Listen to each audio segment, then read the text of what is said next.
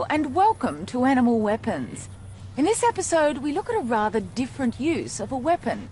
Not for securing prey or for defending against a threatening predator, but for purely social reasons. Of all weapons that are used in the fight for sexual superiority, it is an animal's horns which feature most often. The weapon of speed, however, is used for another fundamental cause, securing the next meal.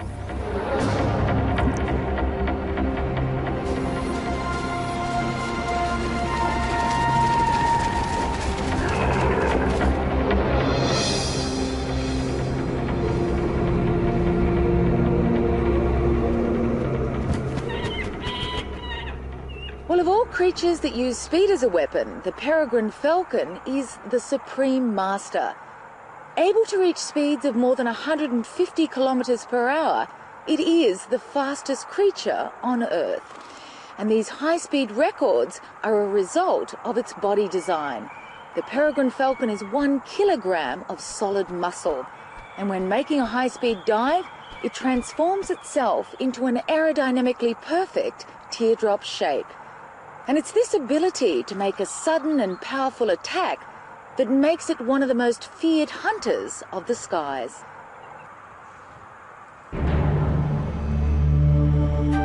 This king of the air displays one of nature's most magnificent designs.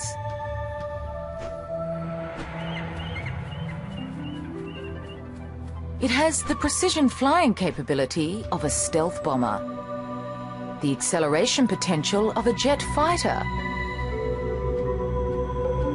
and its own pair of remote sensing devices, its eyes.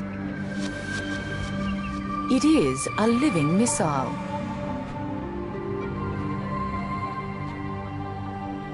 Speed and precision enable a rapid descent on its target, but not without risk. Trees are a dangerous obstacle for this high-speed hunter. An accident would be fatal. For its prey, the cover provides the only safe refuge. To increase its chances of success, the peregrine hunts in open areas, ideally farmlands where native birds have become outnumbered by introduced species like the pigeon. In fact, pigeons have become its most important prey the world over. Pigeons are not easy pickings. They too are swift on the wing. In level flight, a pigeon can outrace a peregrine. But the peregrine's competitive advantage is the use of gravity. Making a vertical ascent is energy consuming, but the peregrine has stamina as well as strength. It's from up here, a mile in the sky, that the peregrine's weapon is able to reach its full potential. With a meal in its sight, the peregrine transforms from a surveillance glider into a plummeting missile.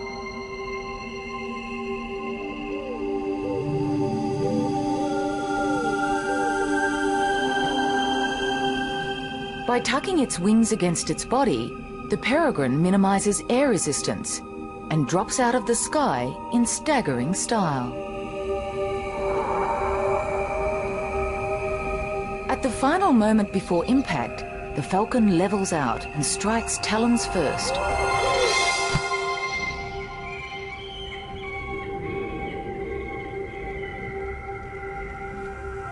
So great is the impact that the peregrine too would be injured were it not for the extraordinary accuracy of its strike.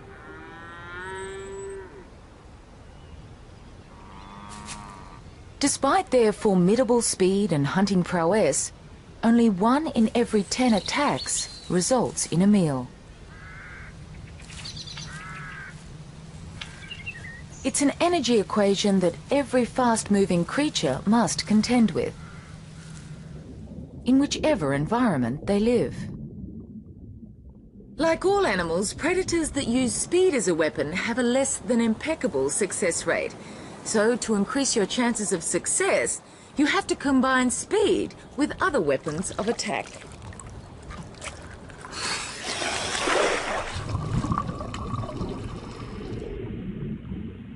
The stonefish doesn't look fast. It is one of the least streamlined of all fish. In fact, it rarely swims at all. A sleek body has been substituted by one corrugated and encrusted with algae. Disguised as a rock in the rubble of the ocean floor, it uses camouflage as its preliminary weapon. When suitable prey is within striking distance, it puts its conserved energy into one startling burst of speed.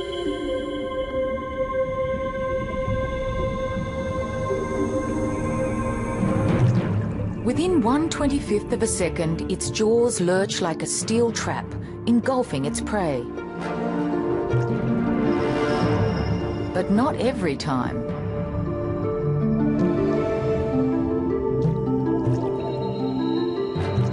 While not every strike is on target, the energy lost is less than that expended in a high-speed chase.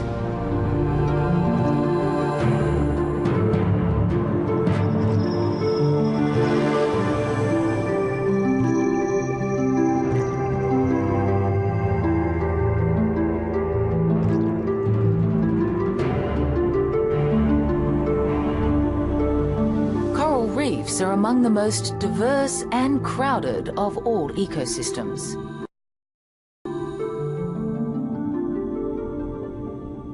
It's here that you find an extraordinary array of weapons, each designed to compete successfully for a common food source and for highly sought-after available space.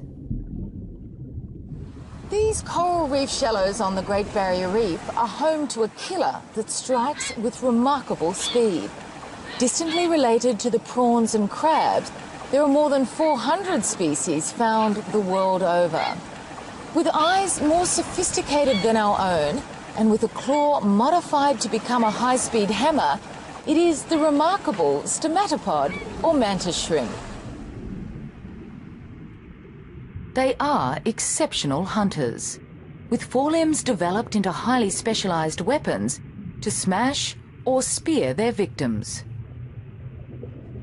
While this spearer may have one of the sharpest claws in the ocean, it is its relative, the smasher, which can lay claim to the fastest claw on the reef. This action has been slowed down 125 times so that it can be seen.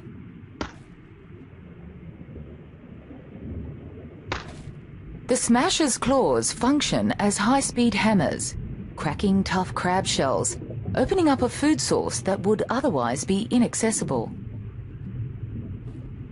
They live in natural crevices within the coral, from where they can see all.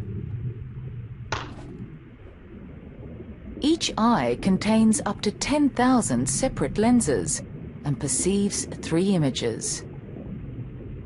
Together, they see the world from 6 different perspectives, allowing them to pinpoint a moving target with military precision. But without a cavity, a stomatopod has little chance of survival. And so owners fiercely defend their hideouts against intruders.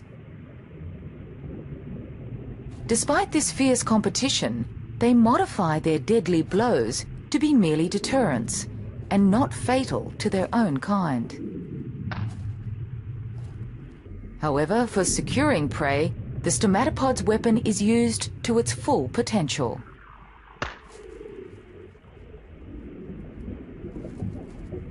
The smasher quickly sizes up its target and strikes with blinding speed.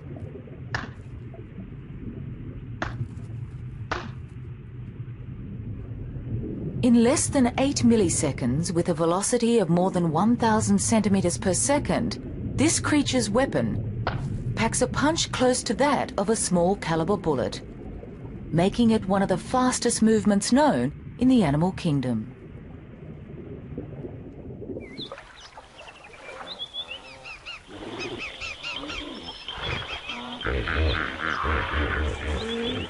It is in Africa that we find the world's most spectacular collection of animals and their weapons.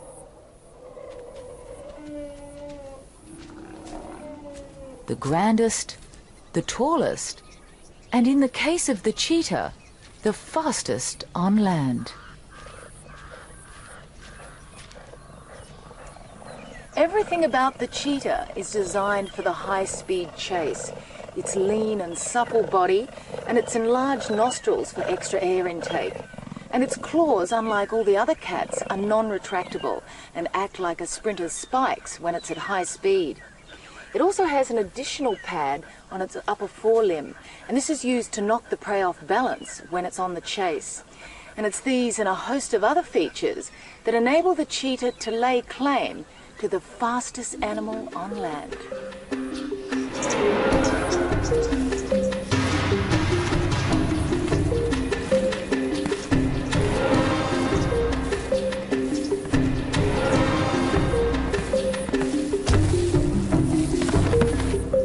But speed is a weapon that comes at a price. In becoming a speed specialist, the cheetah has sacrificed the weight and power of the other big cats. Here in Africa's Masai Mara, cheetah are among the most vulnerable animals on the plain.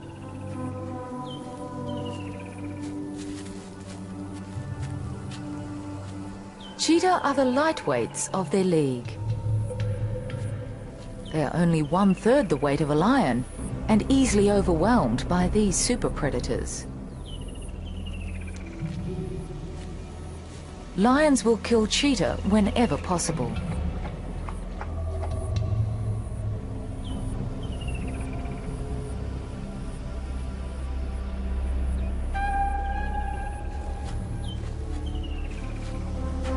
With speed as their only weapon of attack and defense, they almost always flee when threatened.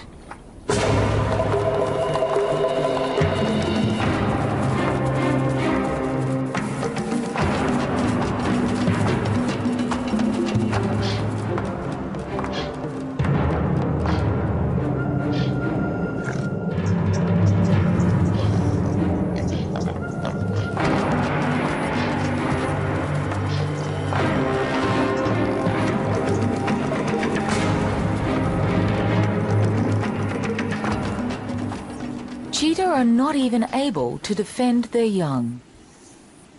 This mother has concealed her cubs in a lair. But even there, they're not safe from the birds of prey. Despite these dangers, she needs to hunt. But hunting too is fraught with difficulty. At top speed, a cheetah's body temperature soars to 41 degrees Celsius. To sustain this temperature for over a minute or two would be fatal. Its valuable weapon has to be reserved for a short burst, and where there is a high chance of success. Here in the open savanna, her main prey is the Thompson's gazelle, the swiftest of all antelope. They are plentiful, but also wary. She must creep within 100 meters of her target if a pursuit is to be successful.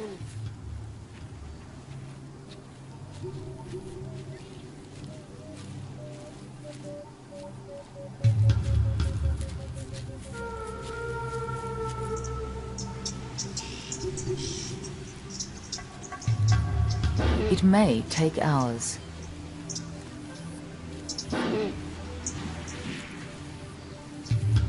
If noticed, she pauses and makes herself as inconspicuous as possible, patiently waiting for her next meal to be within that critical range.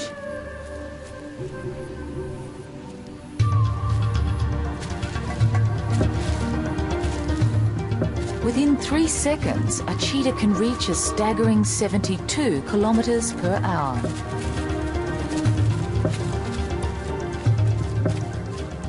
But energy conservation is of prime importance, and she must know when her chase is in vain. Less than half a cheetah's pursuits end in a kill. Her hunting time is limited, for with the fading daylight, lions will be on the prowl. Unsuccessful, she heads back to her cubs. But a dry season grass fire is an ominous obstacle. Insects flush from the flames don't interest her, but provide a banquet for yellow-billed storks.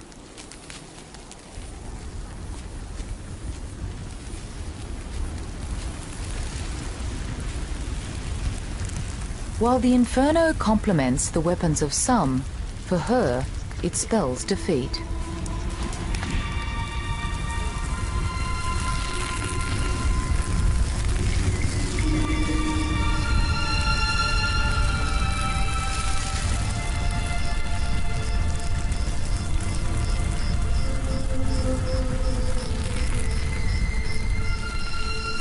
All big cats rely on cover to ambush prey. Without it, they can't get close enough to mount a surprise attack. Unable to reach her lair, she waits until morning. The next day, marabou storks search for burnt lizards and insects. The scorched earth reveals all. The mother returns to her lair to suckle her young, only to find it already occupied. The fire has exposed its location. She waits instinctively, hoping to find her cubs. But the limitations of her weapon have also been exposed. Without a weapon to defend suckling cubs, cheetahs lose most of them to predators, especially lion. Her instinct to reunite with her litter overrides her own sense of safety.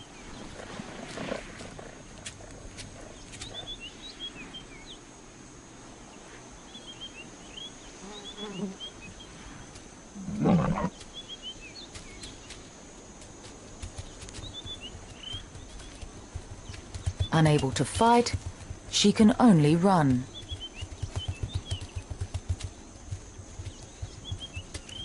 Only speed saves her life. The lioness knows she will lose the race, for she can only attain half the speed of a cheetah.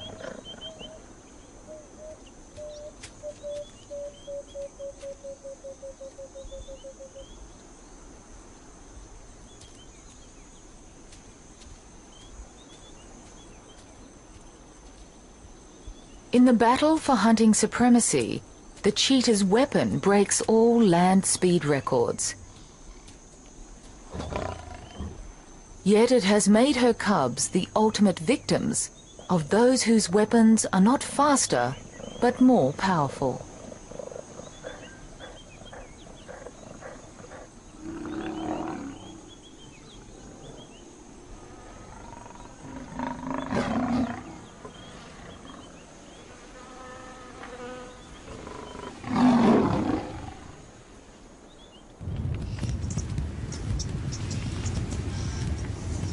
Of all animal weapons, horns are among those that seem most obviously developed for attack and defense. Nowhere else on Earth parades such a battalion of horns as the East African savanna.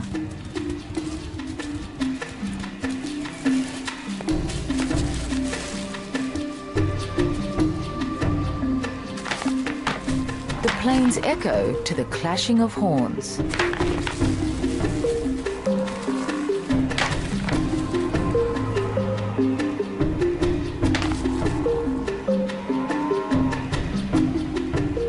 Most horns are permanent fixtures with a bony core and a coating of keratin, the same substance that claws, hair and hooves are made of. They are firmly attached to the skull and if snapped at the base will not regrow. But there are exceptions. Well, of all animal horns, those of the rhino are probably the most unusual. Firstly, rather than being positioned on the crown of the head, they're right on the nose, And secondly, they're made of compacted hair bound together, but they still function as a very effective weapon, not only for defending their young, but for fighting among themselves.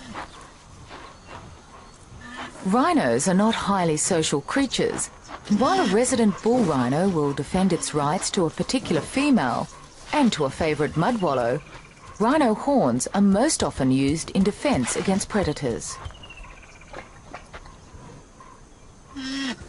Especially by mothers with calves.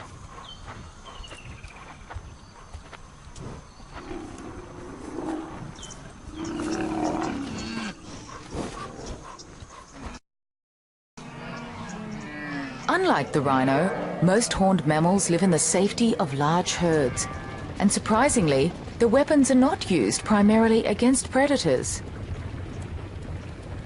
Their defence is their collective alarm system of many eyes and ears, and the confusing target they present to a stalking lion. Perhaps the only herd animal that poses any real threat to such a predator is the buffalo. The grazing animals of the world have a bewildering array of horns, and perhaps none so epitomises the horn of Africa than that of the buffalo. This is a big old male, and in the case of the males, their horns are used not only for defence against lions, but in challenging other males for the right for sexual supremacy. In fact, these battles for territory and for mating rights are the main reason why horns exist at all. Horns are put to use in a fundamental cause. They are the weapons used by males in the fight for mating rights. And at no time are they so spectacularly employed as during the breeding season. Battles like this are repeated year in and year out. Known as rutting, these rituals are prompted by a surge in hormone levels that are governed by day length.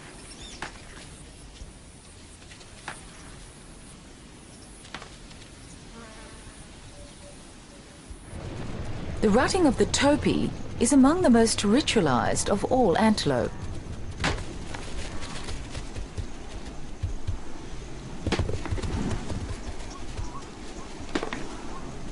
In serious challenges where males are evenly matched, the animals drop to their knees and horns interlock.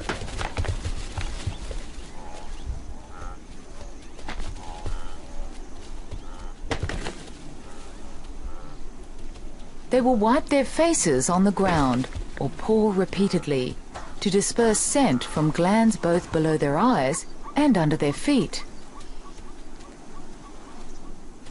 The contest ends as suddenly as it began, but will be performed throughout the season until a victor is decided.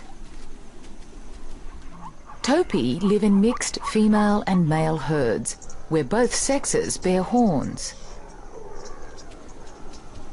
In impala, it is only the male which bears horns and maintains an established territory. He must wait for migrating females to pass through his patch.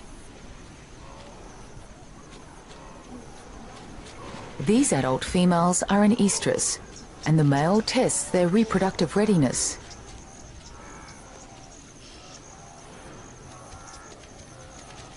He mates with those that are responsive.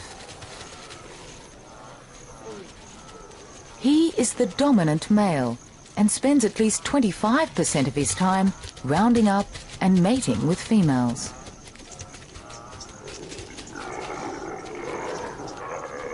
Not only does he need to keep females within his territory, he must also keep other males out, leaving him little time to rest or feed. Even recently weaned males are seen off, sometimes in a spectacular fashion, which displays the victor's strength and virility.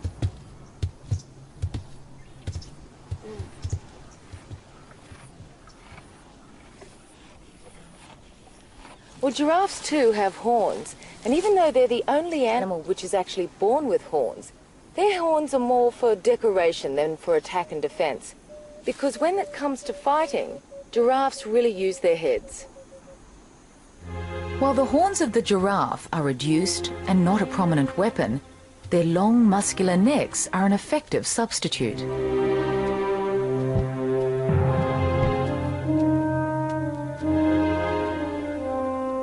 Their neck and head performs as a massive mallet, but blows seldom land solidly. These young males do their best to avoid being hit by the other.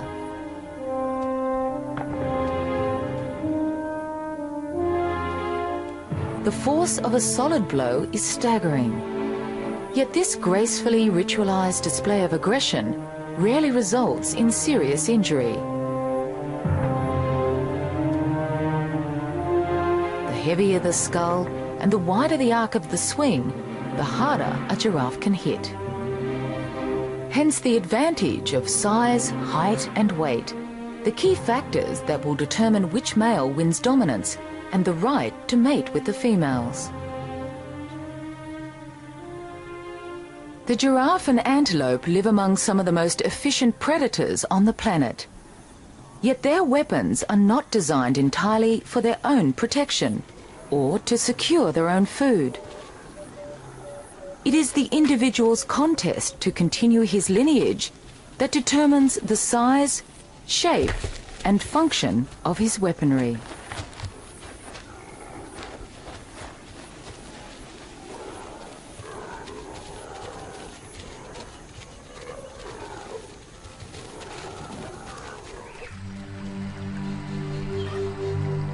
Rainforests are among the most diverse of all the world's ecosystems.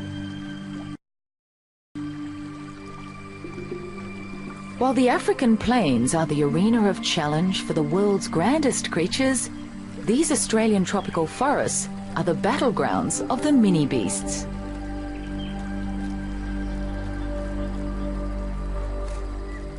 Here in the lush undergrowth, bizarre creatures engage in power struggles.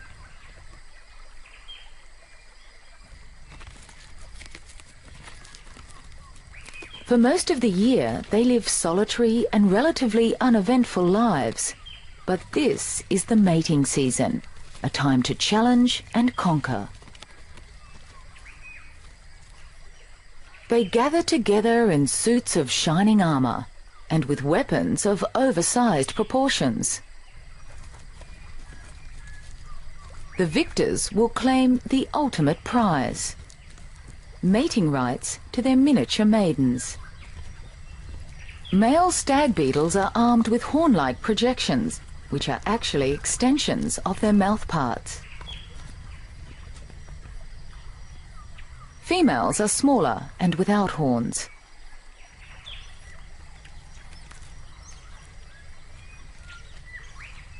The presiding male has raised his antlers as a show of strength to the invading male.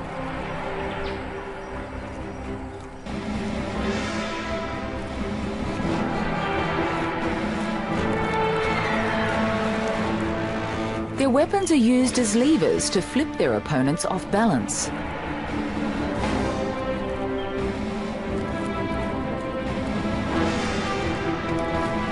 Those toppled to the ground are out of the contest, but will live to fight another season. The victor takes possession of his prize. Others, like the rhino beetle, have only one season to prove themselves.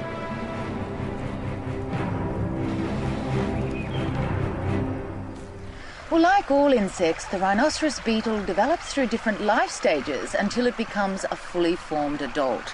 In fact, it spends more of its life like this as a grub than it does like this as an adult.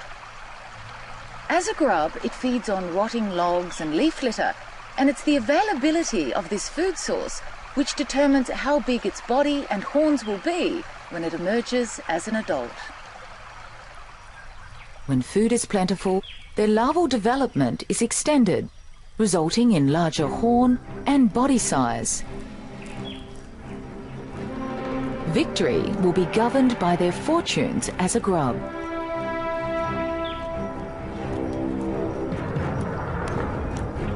In most cases, large horns are the key to success. They are able to lift 850 times their own weight.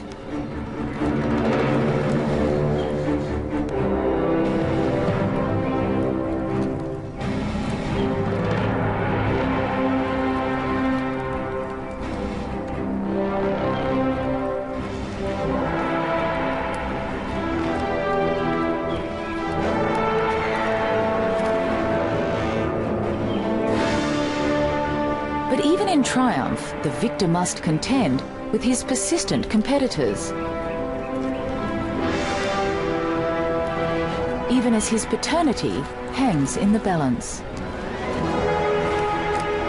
While the rhino beetles fight it out among themselves, another horned insect waits in hiding for a particular tree to fall before its battles can begin.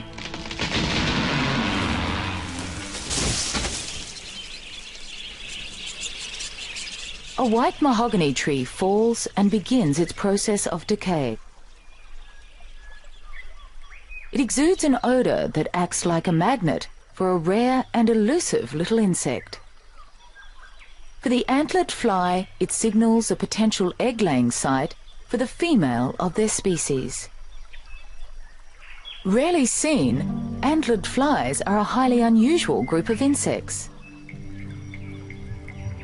Distinct from other flies, the males bear greatly oversized antlers.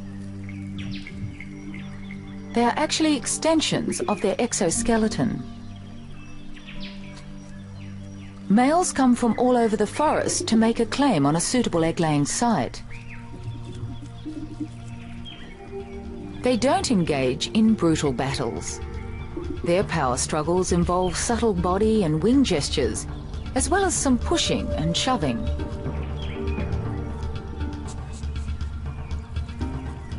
A male that is clearly inferior in size simply makes an appearance and flies off without a challenge. This is known as an intrusion.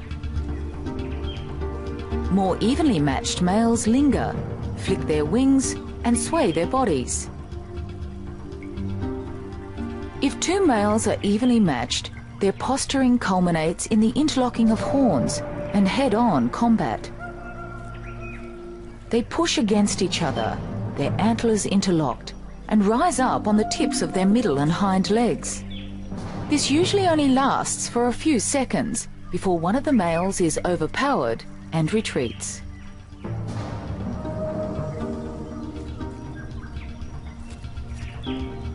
They may engage in a few of these battles before a winner is decided.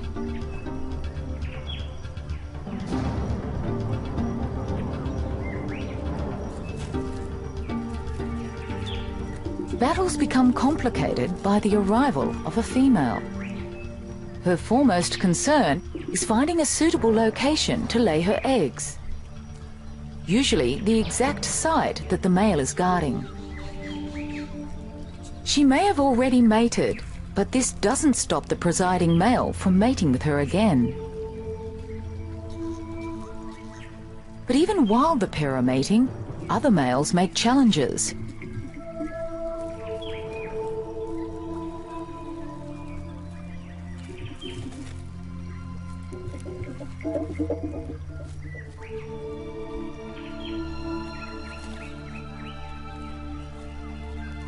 Even after they've mated, the male stays astride the female, ensuring no other males have access.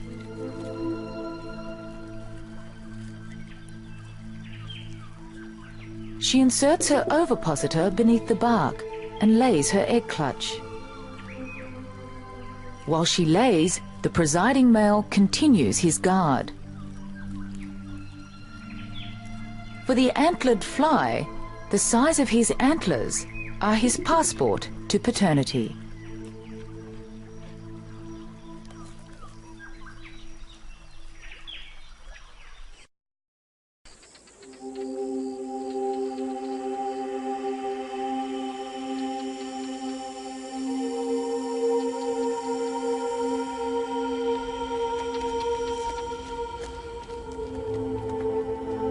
This is the eastern escarpment of Israel's Judean desert. the lowest point on land. And like any desert, it appears lifeless, but looks can be deceiving, for this is one of the favourite haunts of a wild species of goat known as the ibex.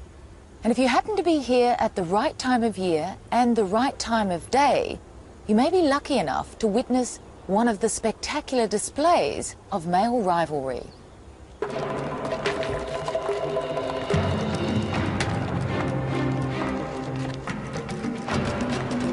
These battles are among the most vigorous of any horned mammal.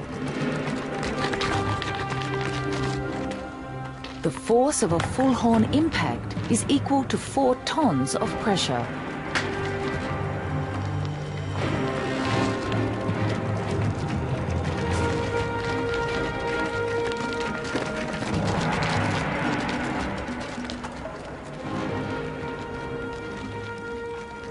These old males are over 6 years of age and have the largest horns of the herd. Facing backwards, their horns are clearly not used against predators. Their defense is their extraordinary agility. When threatened, they can escape into rugged and inaccessible terrain. Their sponge-like hooves are able to grip rocks, where a single slip could mean death or severe injury.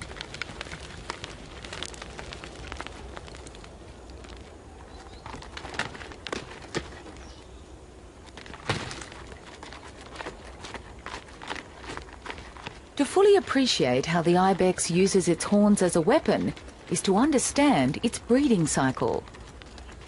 For most of the year, males live separately from females. Towards the end of autumn, the herds merge in preparation for mating. A well-defined hierarchy exists within the male group. Those who dominate are large-bodied and boast large horns. They're weapons in the violent battles that precede mating. For ibex, large horns and exclusive mating rights can only be attained with old age. But this doesn't deter the younger males from trying to win over females.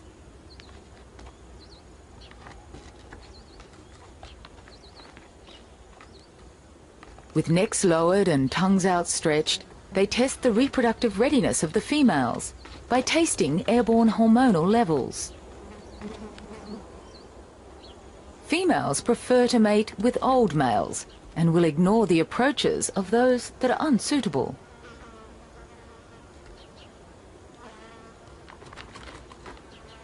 But the young males continue regardless.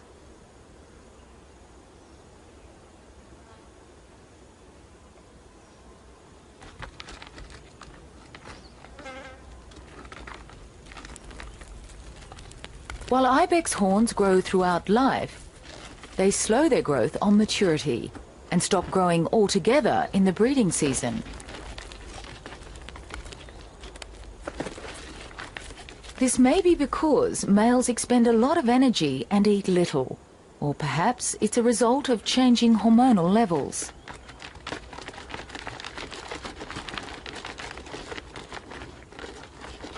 These females may have already mated and show increasingly less interest.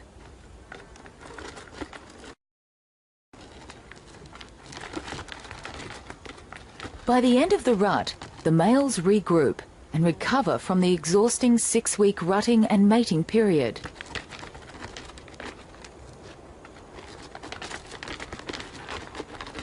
Yet throughout their lives, males continue to jostle. They will often gather together in a huddle to size up their opponent's horn size. While the old males need only to maintain their status, the young must establish a place in their upwardly mobile peer group. Young males engage in the most violent battles.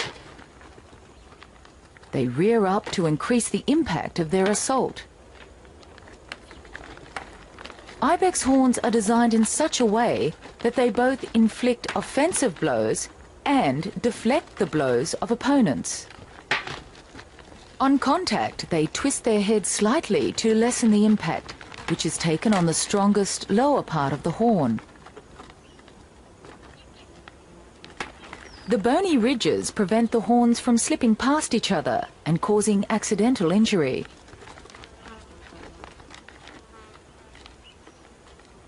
Some battles do result in broken horns and wounds, but the greatest damage is that caused to the male's social status, denial of the right to mate with females.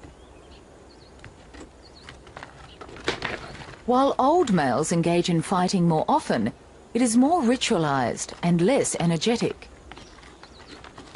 They have the advantage of experience and use their weapons sparingly.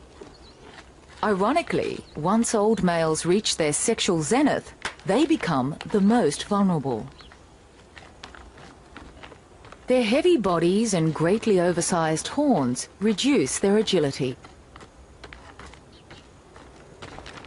This not only increases their chances of serious injury on the slopes, but also makes them prime targets for predators. They're forced to move with less speed and greater caution. While the success of their weapon now jeopardizes their own survival, they have ensured the proliferation of their own offspring. A dominant male's reign may only last a few seasons before one of his subordinates succeeds in taking the top position.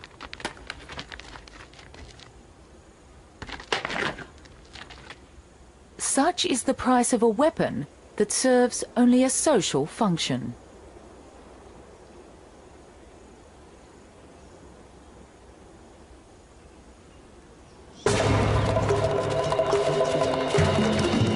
While the weapon of speed is used primarily for securing prey, horns play a completely different role in an animal's life, but one that is equally important. They are the weapons used between males to joust and butt, clash and posture. While the fights are sometimes violent, they are ritualized and more about mating than maiming. They are a form of contact body language that determines who mates with who. The larger horned victors pass on their genes at the expense of males less well endowed.